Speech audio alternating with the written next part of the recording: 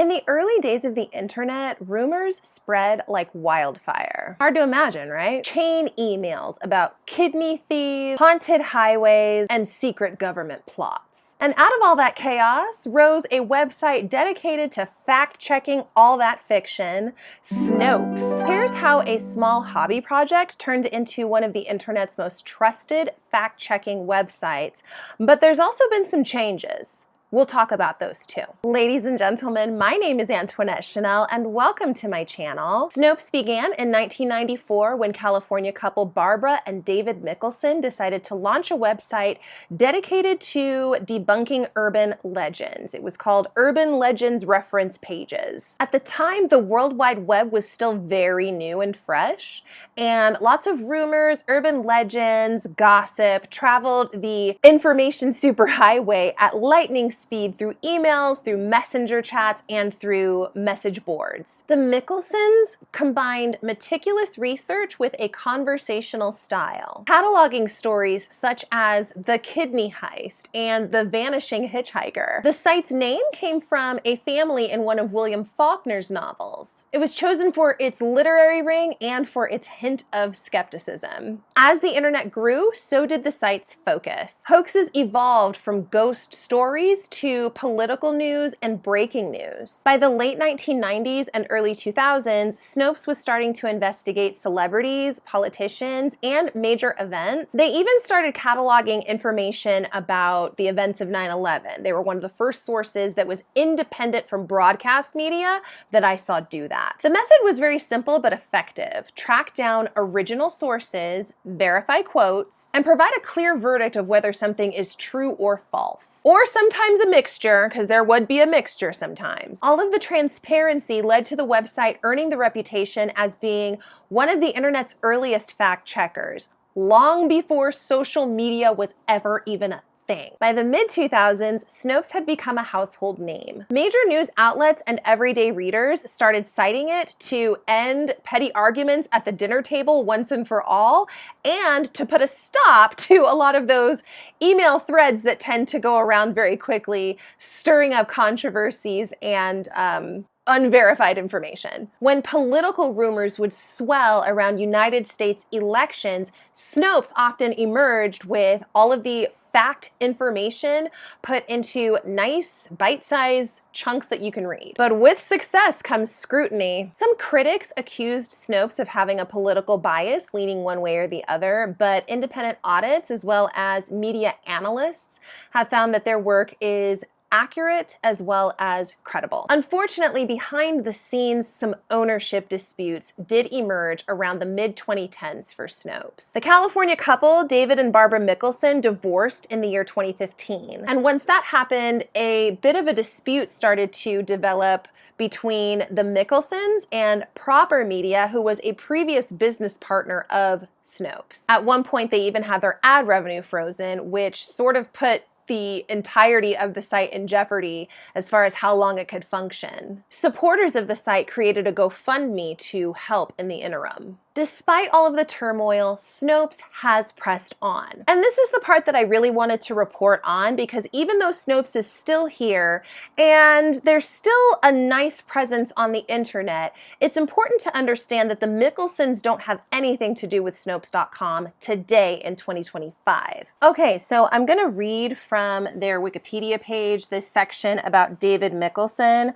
On August 13th, 2021, BuzzFeed News published an investigation by reporter Dean Sterling Jones that showed David Mickelson had plagiarized material from different news sources in 54 articles between 2015 and 2019 in an effort to increase website traffic. And then in September 2022, David Mickelson stepped down as CEO of Snopes.com. He was succeeded by a man named Chris Richmond. In terms of Barbara had stopped writing for Snopes sometime in the early 2010s from what it sounds like. And then when she and David divorced, she sold her part of the business to Proper Media. And so that's how Proper Media had become one of the partners that Snopes had. So I just wanted to point that out because those of you who might have been early consumers of the content on Snopes.com, you're probably familiar with Barbara and David Mickelson, at least by their names, because they signed every single one of their articles with their names at the bottom, and it usually said something witty next to it. So it's important to know that Snopes is not run by that original couple anymore. Instead, they have expanded their staff and they have some other media partners. With that expanded staff, they now have a specialist in science and they have a political fact checker. They've also partnered with websites like Facebook in order to check viral misinformation. The content has also diversified, so they have some deep dive content now, investigations, also explanatory articles, and they also have a daily newsletter. And as the internet has sort of diversified its misinformation with AI and deepfakes and, you know, heavily altered pictures and altered audio and all sorts of things, Snopes is trying to remain at the forefront of the tools that people reach for when they are trying to verify if something is the truth. The employees at Snopes have also announced as of July 2025 their intent to unionize. The Snopes Guild will represent about 10 eligible editorial staff members. Proper Media, I was able to find, is part of an online advertising technology firm called Sovereign Holdings. I'm sure I'm probably not pronouncing that correctly. But they are based in Boulder, Colorado, with offices in San Francisco, San Diego, New York City, and London. It says here that Proper Media also was acquired by Sovereign. I'm so sorry. But this holdings group, they also acquired Proper Media. So now that's fully owned by them. They're controlling Snopes. Personally, I don't have anything to criticize Snopes for right now, although I will say that I'm noticing that their presence on social media seems to be very much involved in conservative stories. Now, that might just be because that's who the administration is right now. We have a conservative administration in the United States government, and so therefore there's more stories about them to cover.